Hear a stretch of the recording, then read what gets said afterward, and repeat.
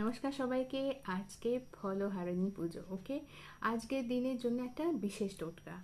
আজকে তোমার যে কোনো একটা প্রিয় ফল সেটার মালা বানিয়ে মা কালীকে অর্পণ করো, মা কালীর পুজো দাও।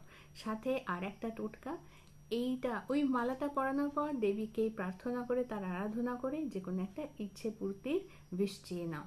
তার সাথে সাথে আরেকটা কাজ করা যাবে, একটা লাল কাপড়ের মধ্যে তোমার প্রিয় একটি ফল রেখে লাল কাপড়টি দিয়ে মুড়িয়ে ঠাকুর মশাইকে দিয়ে পুজো করিয়ে ফলটা বাড়িতে নিয়ে চলে আসতে হবে। মনে রাখতে হবে যে ফলটি তুমি ব্যবহার করছো সেই ফলটি কিন্তু আর নেক্সট 1 বছর তুমি দোকান থেকে কিনতেও পারবে না, আর সেই ফলটি তুমি 1 বছর অবধি খেতেও পারবে না। এবার যে ফলটি নিয়ে তুমি বাড়িতে ফিরে এলে সেই ফলটি তুমি তোমার ওপর থেকে 7 বার অ্যান্টি ক্লকওয়াইজ ঘুরিয়ে নিজের হাতের মধ্যে নিয়ে একটা উইশ বলবে, যে উইশটা তুমি অনেক দিন ধরে চাইছো আর চাও যে মা সেটা পূরণ করে দিই। একটা উইশ তো তুমি পুজো দেওয়ার সময় বলেছো, এটা দ্বিতীয় উইশ যেটা তুমি বলবে।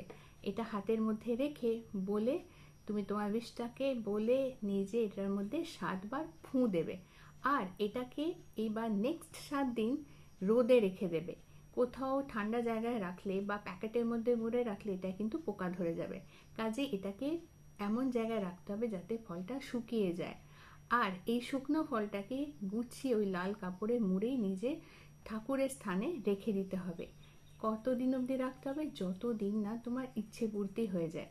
যেই মুহূর্তে তোমার ইচ্ছে পূর্তি হবে তখন এটাকে জলে ভাসিয়ে দিতে হবে। আশা করছি সবার ইচ্ছে খুব তাড়াতাড়ি পূরণ হবে। এই আশা নিয়ে এই ভিডিও রাখা।